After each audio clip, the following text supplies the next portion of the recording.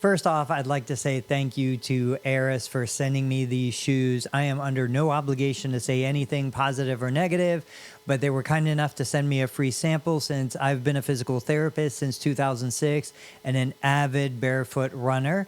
I love barefoot shoes. I especially love low-cost barefoot shoes. I've been wearing barefoot shoes for over a decade now, and I tend to prefer lower-cost barefoot shoes that I could replace more frequently. I don't have to worry about trying to save them for a couple years. I literally wear them a couple months, I pitch them, and I get a new pair, different color, different look, different style. These guys are incredibly affordable. Like all barefoot shoes, it's a zero drop, very flexible insole, so they pass the twist test, they pass the roll up test, but they're not an aqua sock.